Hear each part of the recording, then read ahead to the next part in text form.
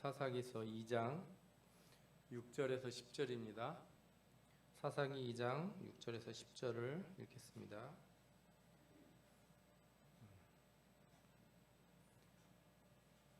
양쪽에 꺼주시면 좋겠습니다.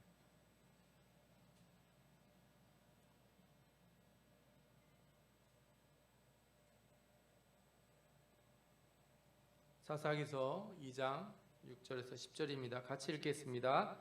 전에 여호수아가 백성을 보내매 이스라엘 자손이 각기 그들의 기업으로 가서 땅을 차지하였고, 백성이 여호수아가 사는 날 동안과 여호수아 뒤에 생존한 장로들 곧 여호와께서 이스라엘을 위하여 행하신 모든 큰 일을 본 자들이 사는 날 동안에 여호와를 섬겼더라.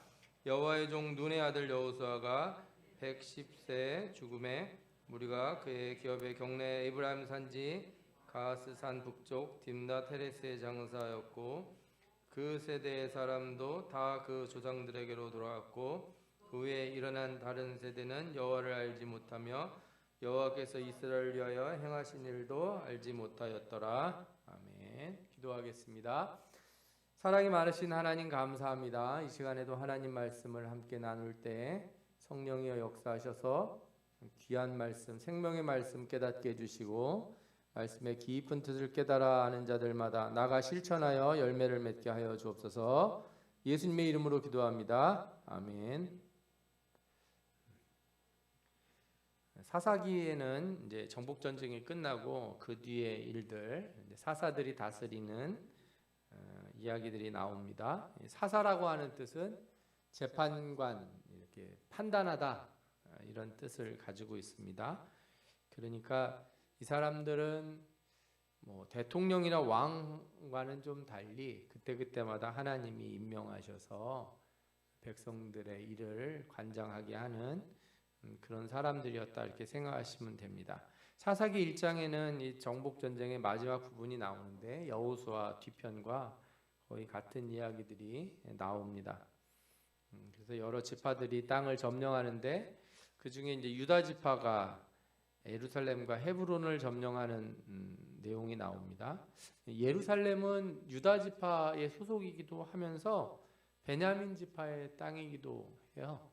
그래서 베냐민 지파가 그 땅을 공격하는 이야기도 나오는데, 사사기 1장 9절에 보면 여호와께서 유다와 함께 계셨으므로 그가 산지 주민을 쫓아내었으나, 이렇게 말씀하고 계세요.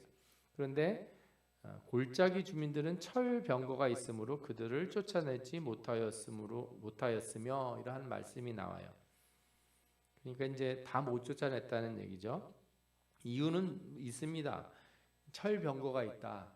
그러니까 당시 아마 이 철기 문화가 아니었던 것 같아요.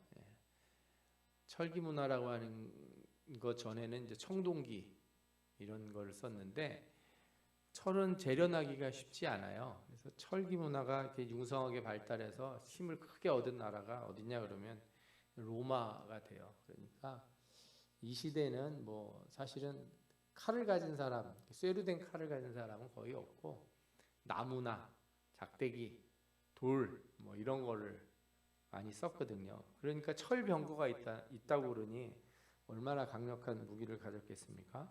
또 1장 21절에 보면 베냐민 자손은 예루살렘과 거주하는 여부스 족속을 쫓아내지 못하였으므로 여부스 족속이 베냐민 자손과 함께 오늘까지 예루살렘에 거주하니라, 이런 말씀도 나옵니다. 그래서 예루살렘에 있는 여부스 족속을 누가 쫓아냈느냐? 다윗이 쫓아냅니다. 다윗 왕 때야 돼서야 예루살렘이 완전히 정복이 돼요. 1장 27절에는 므낫세가 벳산과 그에 딸린 마을의 주민과 다낙과 그에 딸린 마을의 주민과 돌과 그에 딸린 마을들의 주민과 이블루함과 그에 딸린 마을들의 주민과 무깃도와 그에 딸린 마을들의 주민을 쫓아내지 못하매 결심하고 그 땅에 거주하였더니, 그러니까 므낫세 족속도 다 못 쫓아내서 이 민족들이 이스라엘 사람들하고 이렇게 못 살고 우리가 도망을 가야겠다, 도망가는 게 아니라 그 땅에 주저앉은 거죠. 계속 29절에도 보면 에브라함이 게살에 거주 쫓아내지 못하매, 이런 말씀이 나오고, 30절에도 스불론은 기드론 주민과 나하롤 주민을 쫓아내지 못하였으므로 31절에는 시돈 주민과 알렙과 악십과 헬바와 아빅과 르홉 주민을 쫓아내지 못하고 뭐 이런 식으로 쫓아내지 못한 주민들의 이야기들이 쭉. 그래서 그때부터는 소위 말하는 불편한 동거가 시작이 돼요. 이러다 보니 하나님의 사자가 와서 이스라엘에게 경고를 합니다. 너희가 나와 한 영원한 언약을 어기지, 이 땅의 주민과 언약을 맺지 말고 제단을 헐라, 이렇게 얘기를 했다는 거예요. 만약에 그렇게 안 하면은 그들이 너희의 옆구리에 가시가 될 것이고 그들의 신들이 너희의 올무가 될 것이다. 울어요. 그리고서 그 땅을 보김이라고 이름을 짓죠. 보김이라는 말이 이제 울었다는 뜻입니다. 그리고 나서 이제 사사기 2장에 오늘 읽은 본문이 나옵니다. 그래서 여호수아와 그 세대 사람들이 다 죽어요. 그리고 그 다음에 일어난 세대, 그 세대가 하나님을 알지 못하는 세대다, 이런 말씀이 나옵니다. 그런데 우리 성경을 자세히 읽어보면 다음 세대라고 안 부르고 뭐라고 부르냐면 다른 세대다, 이렇게 나와 있어요. 그죠? 그러니까 한 세대가 지나고 다음 세대가 이렇게 나왔는데 그 다음 세대가 하나님을 몰랐다가 아니라 아예 다른 세대다, 이렇게 이야기를 했다는 거예요. 성경에서는 이 전 세대와 그 다음에 일어나는 다른 세대를 뭘로 구분했냐면 앞선 세대는 하나님이 행하신 큰 일을 본 자들, 이렇게 표현을 하고 뒤에 일어난 세대, 다른 세대는 여호와를 알지 못하며 여호와께서 이스라엘을 위하여 행하신 일도 알지 못하였더라, 이렇게 나옵니다. 먼저 우리가 이거를 좀 깊이 생각해 보려면 세대 구분을 좀 해볼 필요가 있어요. 이스라엘이 애굽에서 나올 때 이제 출애굽 세대가 있었죠. 출애굽 세대. 그 출애굽 세대는 이제 어디서 다 죽게 되냐면 광야에서 다 죽습니다. 광야에서 다 죽는데 최소 나이가 60세면 다 죽게 돼 있어요. 왜냐하면 20세 이상으로 나와서 광야에서 40년 동안 살다 죽으니까 가장 젊게 죽은 사람이 60이고 그 이상들은 다 이제 죽은 거예요. 그리고서 그러면은 이제 애굽에서 나올 때 20세 미만들은 광야 40년 동안 죽지 않고 살아남았다는 얘기인데, 특별한 일이 없었다면 그 사람들이 16년간 가나안 정복 전쟁을 합니다. 그러면 어떻게 생각할 수 있냐면 정복 전쟁이 끝났을 때 36 이상, 이 정도 되는 사람들은 그래도 경험이 있는 거예요. 36 이상이면은 적어도 이제 애굽에서 일들이라든지 뭐 아니면 전쟁했던 일들을 기억을 하고 있는 거죠. 특별히 45세 이상은 만나 먹은 기억을 가질 가능성이 높아요. 대신에 36세 이하는 가나안 정복 전쟁 과정에서 경험이 부족해요. 왜냐? 36세 이하가 되려면 가나안 땅에 들어갔을 때 태어나기 시작한 사람들이거든요. 그러니까 전쟁하는 도중에 태어난 사람들이에요. 애들이니까 잘 모르는 거죠. 뭐 하람이가 지금 나이가 이제 건가요? 하람이가 3살적 일을 기억할지 모르겠어요.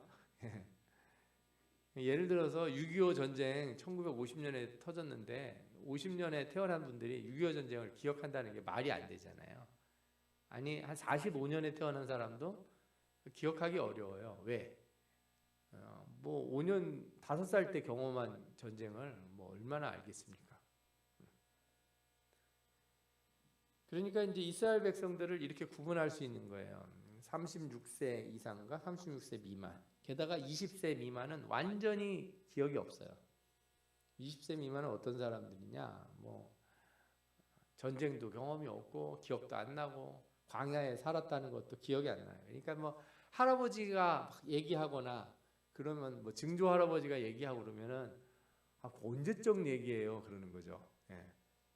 예를 들어서 이제 제가 지금은 나이가 좀 50이 넘었지만 제가 만약에 결혼할 때가 30살이었는데 그때 만약에 증조 할아버지 같은 분들이 살아 계셨다면은 1900년 초라고요. 그때 얘기를 해 주실 거예요.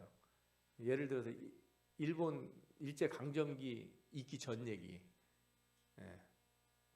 뭔 얘긴가 싶을 거예요, 그죠? 컴퓨터하고 막 인터넷하고 이런 시대, 핸드폰 들고 다니는 시대에서 갑자기 옛날에 달구지를 타고 다녔다는 둥 뭐 이런 얘기 하면은 진짜 까마득한 얘기로 들릴 거라고요.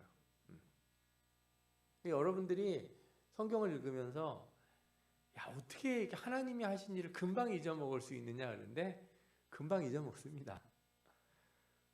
저도 6.25 얘기 저희 목사님이 가끔 해주시고 옛날에 어렸을 때 해주면 그거 일단 듣기도 싫었고, 예, 그거 왜 사람 죽고 막 슬픈 얘기를 왜 하냐고, 예? 듣기도 싫었고 또 와닿지가 않은 거예요. 요즘 시대는 이 북한에 대한 생각들이 젊은 세대와 나이 든 세대가 확실히 차이가 나요.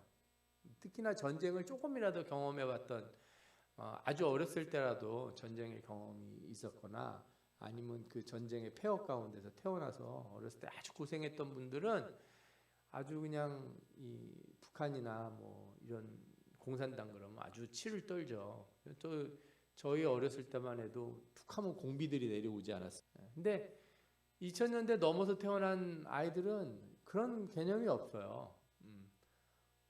왜 통일이 돼야 되냐 이것도 별로 와닿지 않을 거예요. 그러니까 그런 상황이라는 걸 먼저 아셔야 돼요.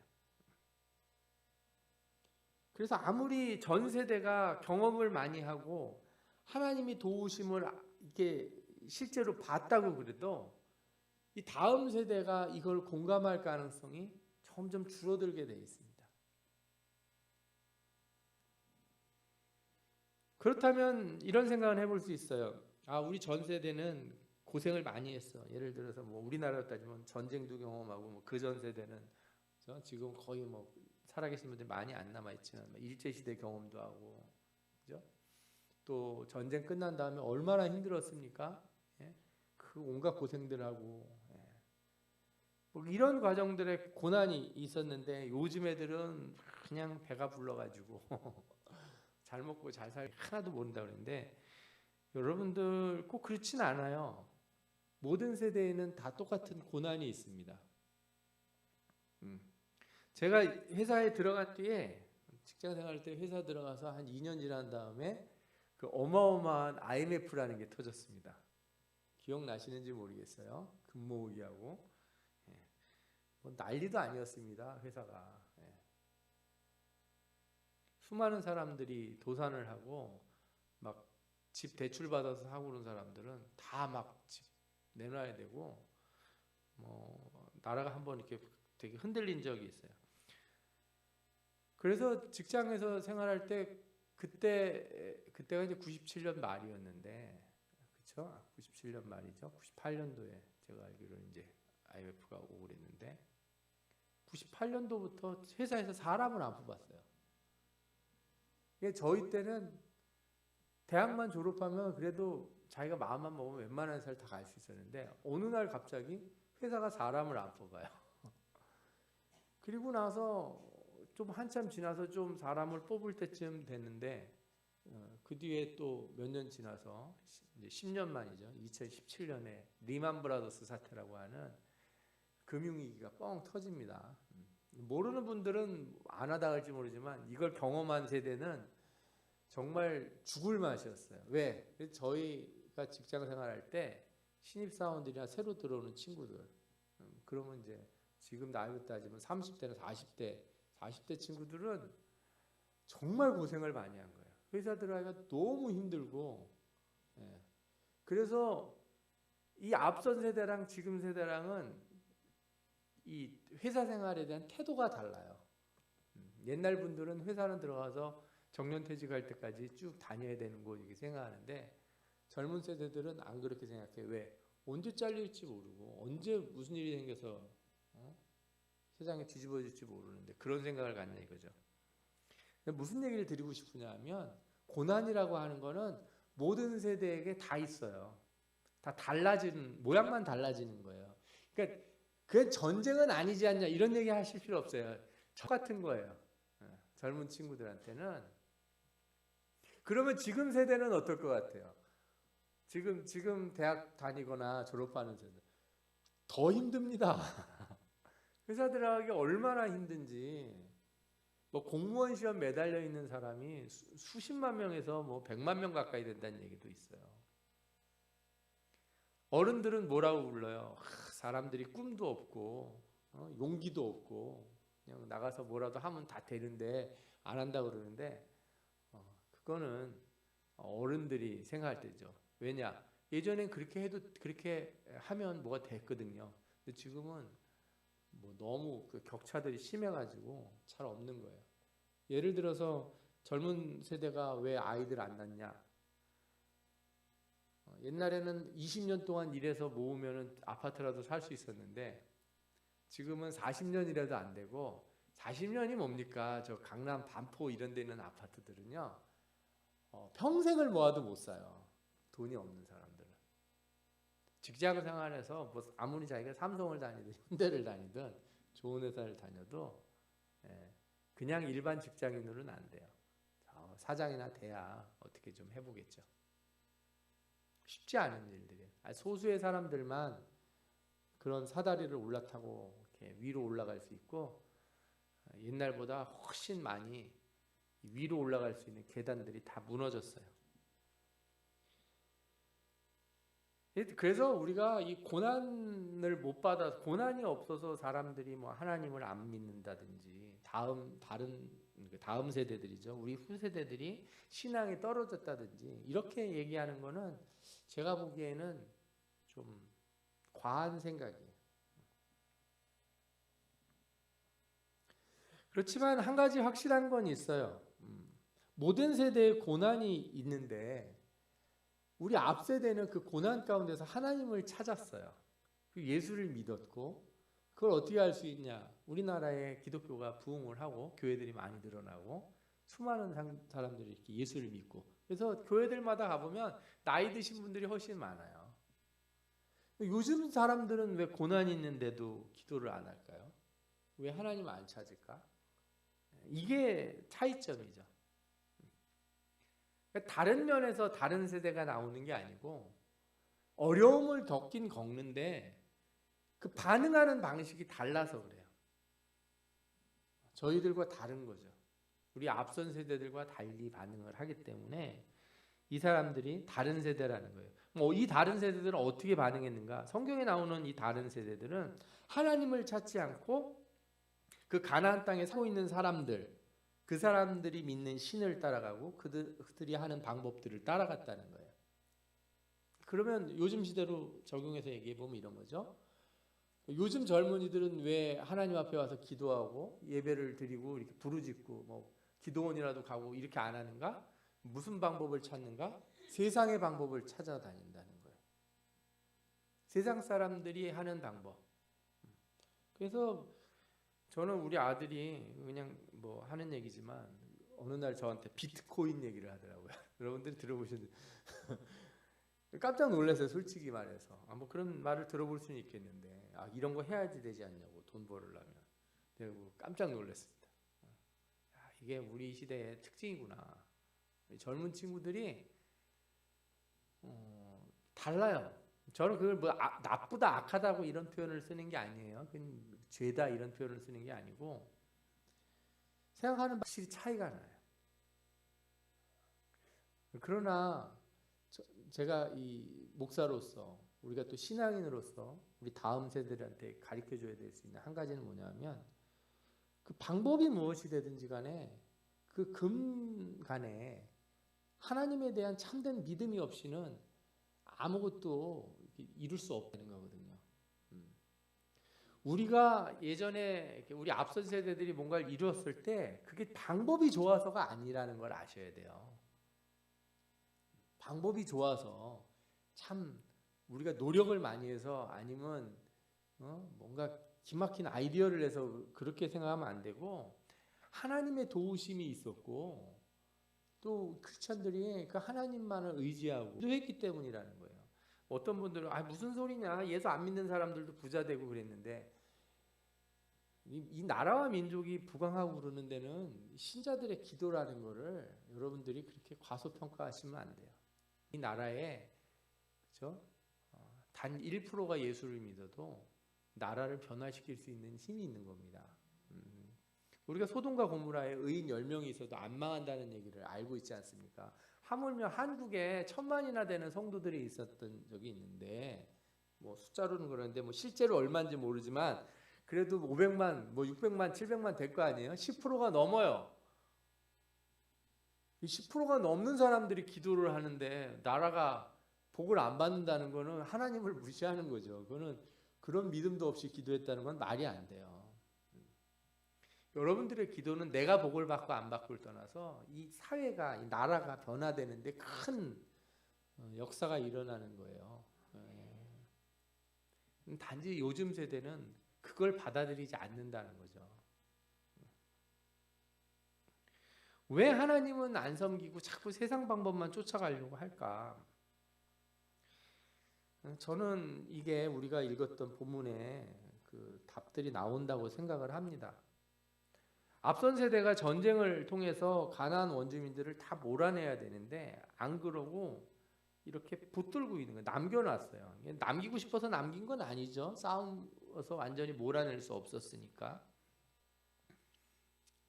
그럼 완전히 몰아내야 되는데 못 몰아내서 그렇게 된 거냐? 아니, 꼭 그런 건 아니에요. 왜냐하면은 이 2장을 뒤에 보면 하나님께서 이렇게 남은 백성들이 있는 것에 대해서 뭐라고 그랬냐면, 이는 이스라엘이 그들의 조상이 지킨 것 같이 나 여호와의 도를 지켜 행하나 아니하나 그들을 시험하려 함이라 하시니라, 이런 말씀이 나와요. 그러니까 가나안 사람들이 좀 남아 있는 것도 하나님의 다 뜻이 있어요.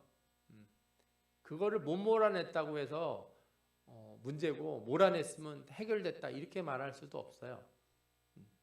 완전히 그렇게 너무 단순하게 평가하시면 안 될 것 같아요. 이게 뭐하고 비슷하냐면 우리 몸에 있는 어떤 바이러스들 같은 거랑 비슷해요. 모든 사람은 몸에 병균이 있습니다. 우리 몸에 병균이 하나도 없는 사람은 없어요. 예를 들어서 남자들 같은 경우, 성인 남자들의 대부분은 다 이렇게 무좀이라는 무좀균이 있어요. 여자들도 무좀균이 있는 분들이 꽤 있어요. 무좀균은 평상시에는 힘을 못 씁니다. 무좀균이 사람 몸을 갉아먹고 그러지 않아요. 그런데 몸이 약해지면 어떻게 돼요? 무좀균이 우리 발을 아주 이렇게 망가뜨려요. 발톱도 망가뜨리고, 아주 심한 사람들 보니까 어휴 끔찍하더라고요. 무좀이 그렇게 무서운 병인지 몰랐어요. 우리 입안에도 그런 병들이 있어요. 입안에 상처를 내고 구강 궤양 같은 걸 내는 이런 병균들이 있는데, 평상시에는 얘들이 힘을 못 써요. 우리가 건강하게 있을 때는 다 제어가 됩니다. 그런데 몸이 약하면 얘들이 나타나서 몸을 망가뜨리기 시작해요. 대상포진 같은 게 그런 아주 대표적인 병이죠. 그래서 어떻게 되냐면 우리가 세상을 완전히 등지고 우리가 이 세상과 완전히 결별하고 살 수는 없는 거예요. 그러나 우리의 신앙이 온전하고 하나님을 온전히 붙들고 세상을 다스리고 살면은 이게 문제가 안 돼요. 그러니까 예수 믿는 사람이 예수 안 믿는 사장이 운영하는 회사 가서 일하는 게 아무 문제가 안 돼요. 내가 신앙이 좋을 때는. 내가 신앙이 좋을 때는 예수 안 믿는 사람들과 사업을 같이 해도 별 문제가 없어요. 다 관리가 돼요. 근데 내 신앙이 떨어지면 어떤 일이 생기냐? 그때부터는 내가 잡혀먹기 시작하는 거예요. 그러니까 예를 들어서 이스라엘 사람들이 이제 가나안 땅에 들어왔을 때도, 가나안 땅 오기 전부터 한번 생각을 해보세요. 애굽 땅 나올 때도 이스라엘 사람들만 나온 게 아니라 애굽 사람들도 쫓아나온 사람들이 있었어요. 성경을 보면 쫓아나온 사람들이 있었어요.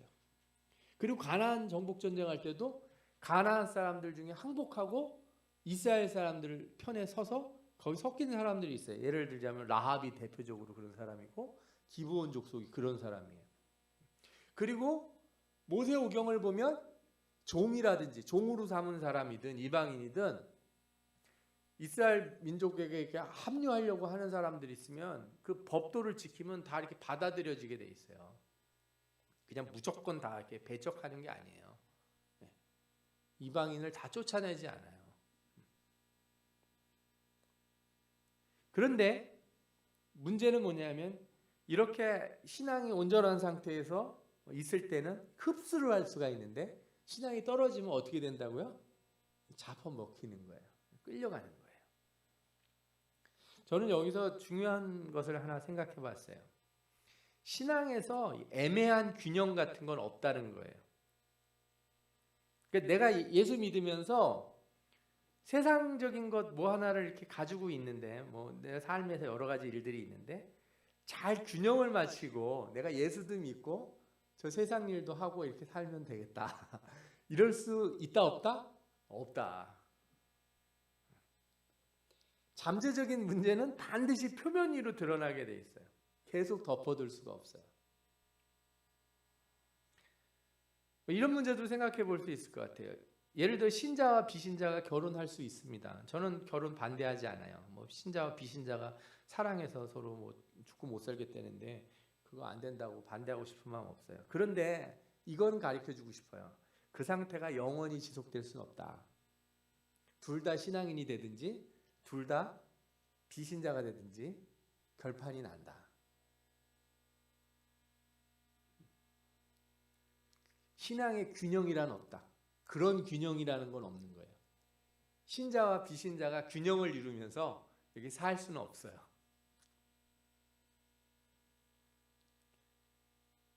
신자의 삶의 원리와 비신자의 삶의 원리가 공존할 수 있는가? 단기간은 그렇게 보이죠. 잠깐 동안은 그런 식으로도 보여요. 그러나 영원히 그럴 수 없다는 거예요. 여러분들이 반론을 제기할 수 있을 거예요. 아니 세상을 지금 돌아가는 거 보면 예수 믿는 사람들이 100%가 아니지 않습니까? 50%도 안 되는데 세상 그래도 잘 돌아가지 않습니까? 예, 그래요. 제가 그랬죠. 단기적으로는 그렇다고요. 단기적이라는 게 언제까지냐? 종말이 가까워질수록 신앙이 시험대에 오르고 신앙의 삶의 원리들은 공격받는다는 거예요. 확실합니다. 그래서 신자는 반드시 선택을 강요받을 때가 와요. 제가 어제 제가 한 설교를 이렇게 듣고 있었어요. 무슨 목사가 다른 목사님 설교를 안 듣고 자기 설교를 듣고 있나. 근데 저도 제 설교가 듣고 싶을 때가 있거든요. 수요일 날 설교를 이렇게 듣고 있었는데 에스더서를 제가 그런 말을 했더라고요. 묻지 않을 때까지는 내가 신자인지 신자가 아닌지 밝힐 필요가 없었다 이거예요. 에스더가 왕비로 있었는 동안 하만이 이를 꾸미지 않았으면 에스더가 자신이 유대인이라고 밝힐 이유가 없었어요. 그냥 그러고 쭉 가는 거예요. 여종이 불을 쬐고 있는 베드로한테 그 대제사장 집에 있는 여종이 당신 갈릴리에서 온 사람 맞죠? 저 예수의 제자였죠? 이렇게 묻지 않았으면 베드로는 나는 예수의 제자요. 저 사람을 모르 이렇게 말할 이유가 없었다는 거죠. 반쯤 예수 믿는 사람이고 반쯤 안 믿는 사람. 반은 제자이고 반은 제자가 아닌. 그때 슈레딩거의 고향이라고 50% 살아있고 50%는 죽어있는.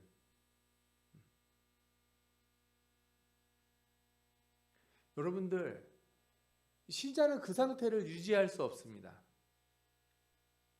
아무도 안 묻고 아무도 나한테 얘기 안 하면 나는 나 혼자 조용히 예수 믿고 세상에서는 또 세상의 사람들이 모르게 조용히 세상에서 살고 그렇게 죽을 때까지 하다가 조용히 끝날 수 있는가? 뭐 그런 사람들이 많아요. 그런 생각 가진 사람들이. 세상 사람들도 그런 사람들이 있죠. 바람 피면서 절대 들통 안 날 거라고 생각하고 사는 사람들도 있고 거짓말하고 사기치고도 절대 들통 안 나고 그 이상한 착각인 거예요. 저는 그래서 세상 사람들이 만든 영화 같은 걸 봤을 때 거기에 그런 생각들이 담겨져 있는 걸 봐요. 조폭이 나오는 영화예요.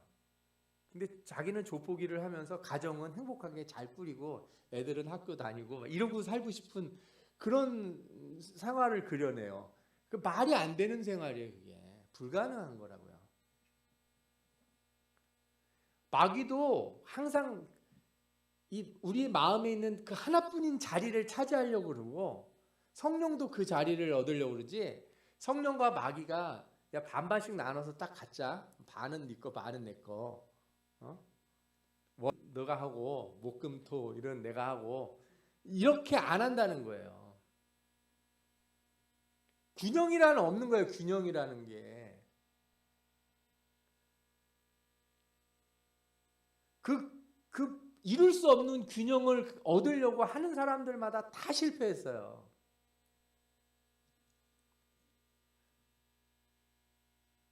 내가 열정을 갖는다는 걸 생각을 해보면 내가 그러면 그 열심은 나의 100%를 요구하지 50%를 요구하는 적이 없다고요.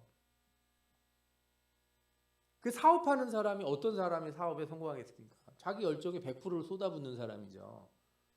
나는 50%는 사업에 신경 쓰고 50은 노는 데 신경 쓸 거야.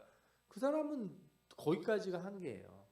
공부하는 사람이 나는 100%를 공부해야겠다 이렇게 해서 열정을 쏟아야지 반만 쏟고 나 반은 딴 거에 쓰겠습니다 그러면 그 반밖에 안 되는 거거든요. 그리고 그 반이 유지가 되냐? 절대 안 된다.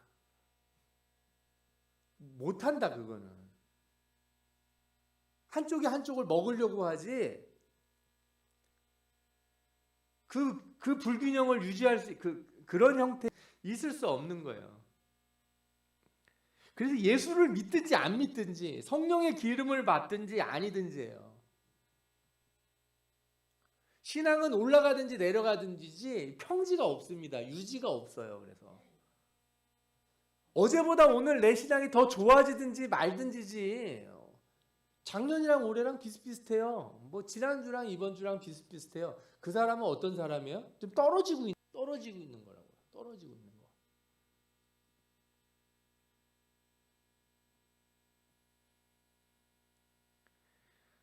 사람들은 당장 내 앞에 그런 선택이 눈에 띄게 안 드러나니까 그냥 나는 잘 균형을 유지하고 산다고 생각을 해요.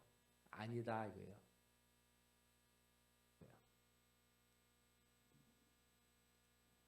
이스라엘 백성들이 가나안 사람들 남겨놓고 산 것 어떻게든 뭐 그냥 잘 균형을 이루면서 살 수 있을까? 절대 그렇지 않는 거예요.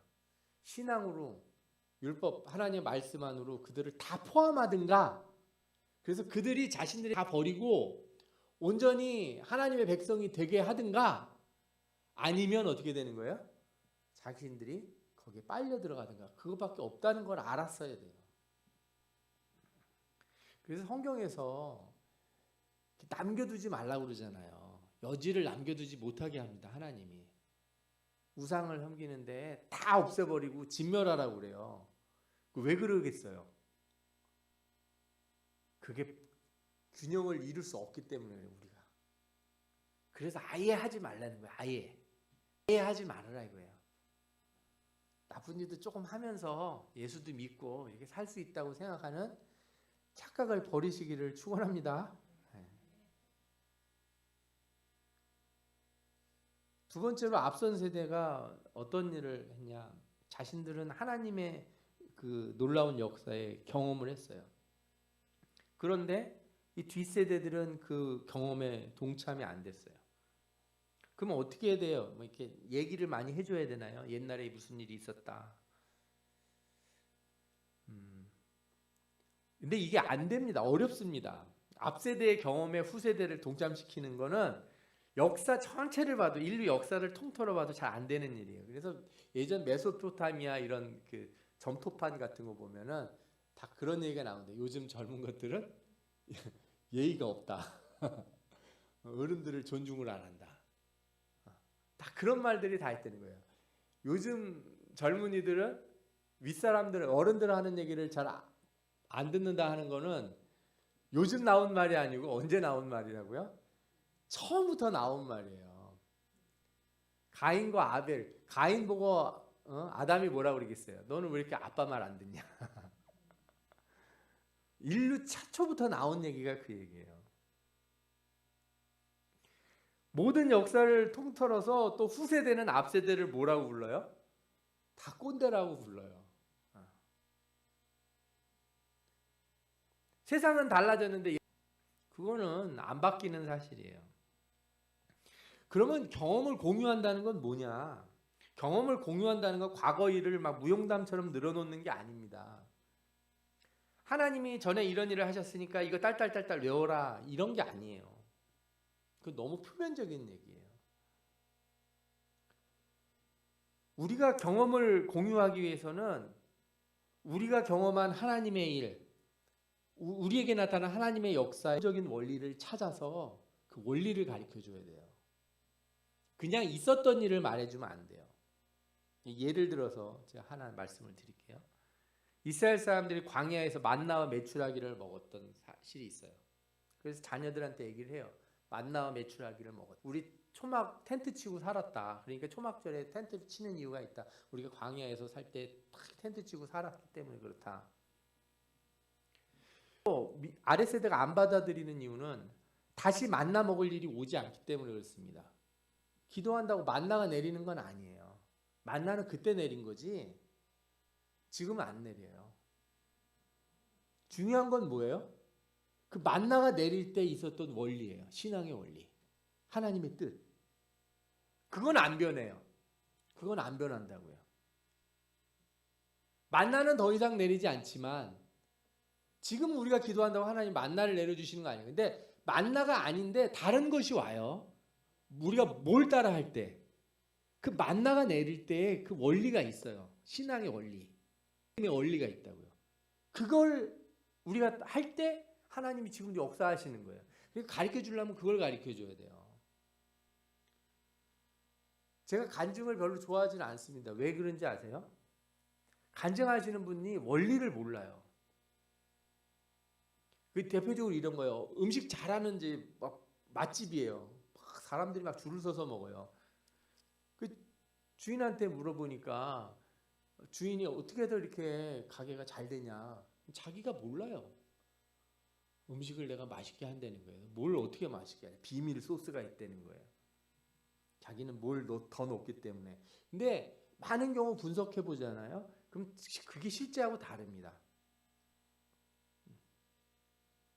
경영학 같은 데서 연구를 해요. 회사 기업을 성공한 사람들을 찾아가서 자신의 성공 비결이 무엇인지 인터뷰를 해보고 조사를 해요.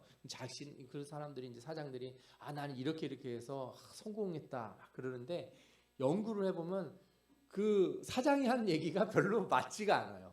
전혀 다른 원인들이 그 회사의 성공 원인일 때가 많아요. 뭐가 내 삶을 변화시켰는지 신자들이 모르는 경우가 태반이라는 거예요. 그걸 제가 어디서 알 수 있냐? 신자들이 어려운 일이 생기면 전에 했던 걸 똑같이 반복하는 데서 알 수 있어요.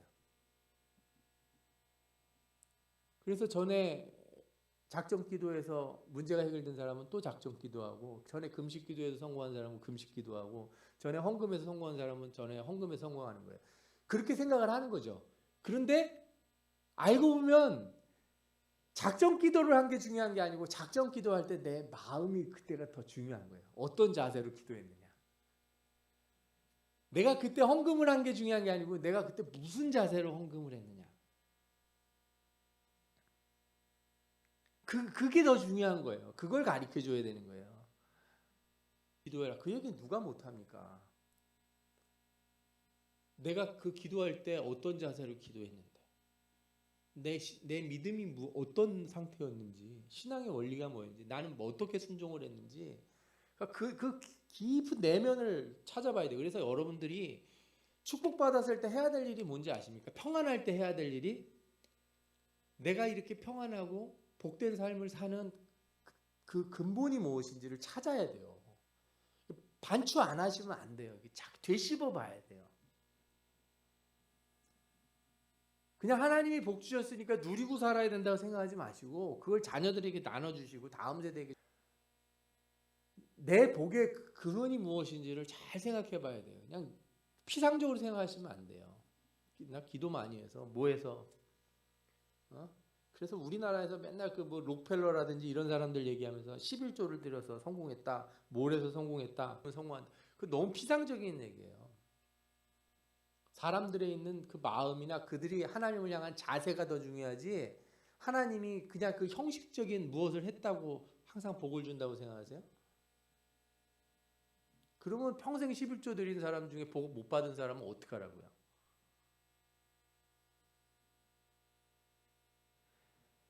만나에 대한 말씀을 신명기 8장 2절에서 3절 모세가 그 만나의 사건에 대해서 이렇게 얘기를 해줍니다. 내 하나님 여호와께서 이 40년 동안에 내게 광야 길을 걷게 하신 것을 기억하라. 이는 너를 낮추시며 너를 시험하사 내 마음이 어떠한지 그 명령을 지키는지 지키지 않는지 알려 하심이라. 너를 낮추시며 너를 줄이게 하시며 너도 알지 못하며 내 조상들도 알지 못하게 하던 만나를 내게 먹이신 것은 사람이 떡으로만 사는 것이 아니요 하나님의 입에서 나오는 모든 말씀으로 사는 줄을 내가 알게 하려 하십니다. 아멘. 만나가 왜 있었다고요? 그래 기도하니까 먹을 거 없어서 주신 거라고? 하나님의 입에서 나오는 모든 말씀으로 사는 것을 깨닫게 해주려고. 그래서 만나를 주셨다는 거예요.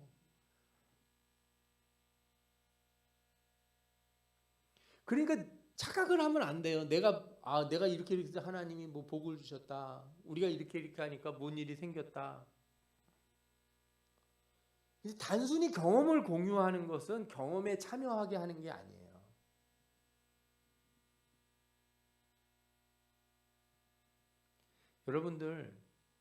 여러분들의 신앙에서 복 받았을 때 그 깊은 밑바닥에 내려가서 나의 자세, 내가 그때 어떻게 하나님을 찾았는지를 분명히 아셔야 돼요. 나의 어떤 때 하나님이 내게 응답하시는지를 알아야 돼요. 여러분들이 하신 피상적인 일을 기억하시면 안 돼요. 껍데기로 한 일을 기억하고 내가 그것으로 신앙생활해서 이렇게 왔다. 잘못된 걸 가르쳐 줄 수도 있어요. 가끔씩.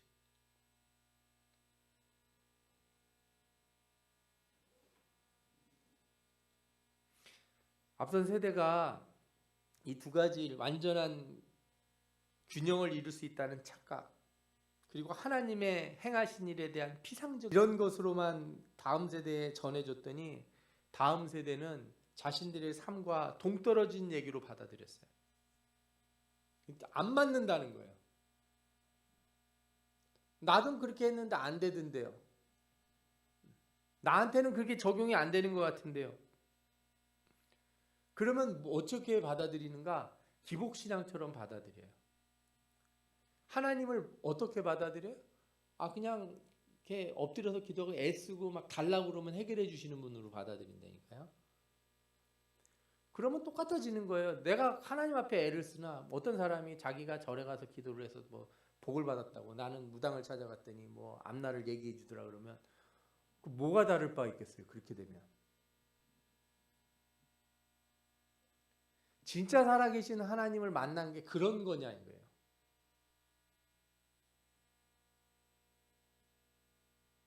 여러분 요즘 시대처럼 이렇게 이 수직적인 갈등이 심해진 시대가 없었던 것 같아요.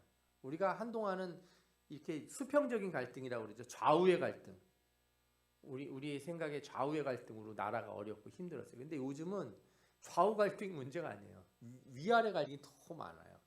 20대에 있는 사람들도 이 20대하고 60대의 갈등이 이 좌측이냐 우측이냐 갈등보다 훨씬 큰 갈등이에요.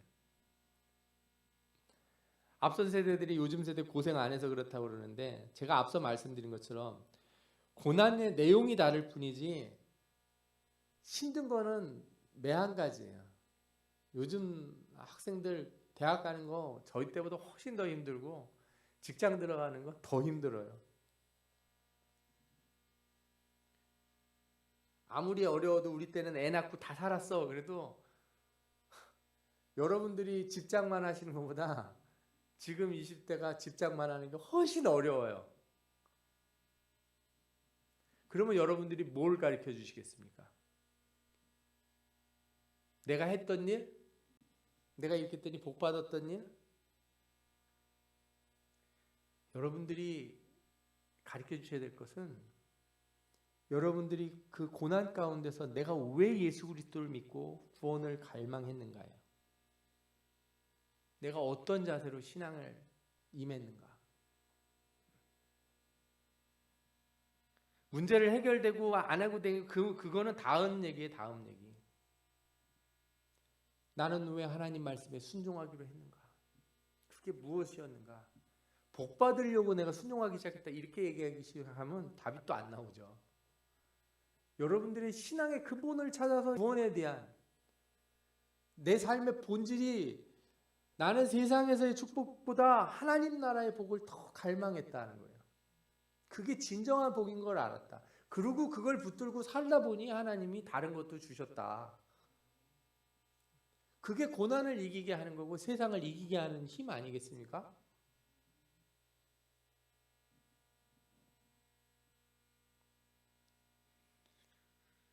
여러분, 우리가 잊지 말아야 되는 거는 표면적인 신앙의 경험이 아니고 우리 신앙의 근본적인 원리라는 거예요. 축복받았다는 사실이 아니라 무엇이 축복을 가능하게 했는가라고 하는 더 밑에 깔린 신앙의 원리들이에요. 그래서 우리가 다음 세대가 다른 세대가 되지 않게 만들려면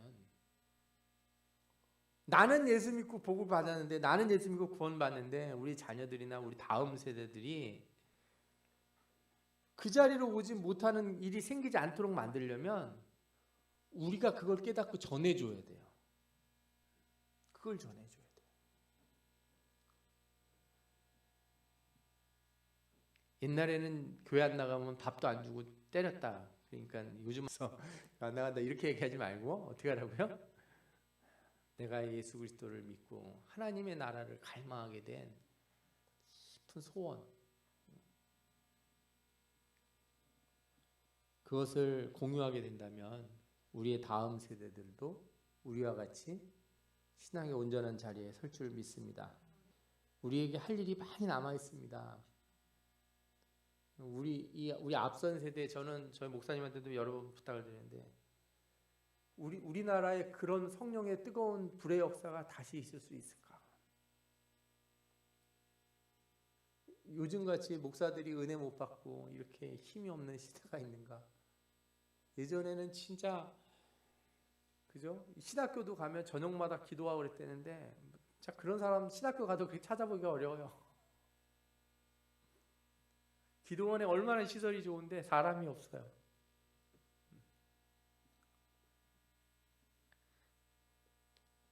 우리가 하나님을 찾았던 그 우리 내면의 깊은 갈망을 우리 다음 세대에게도 전해줌으로써 우리 다음 세대가 세상에 휘둘리지 않고 세상과 섞여서 균형을 이루겠다는 그 착각에서 빠지지 않고 온전히 하나님만 바라보고 하나님만 의지해서 이 세상을 이겨나갈 수 있는 그런 사람들이 되도록 길러내야 될 줄 믿습니다.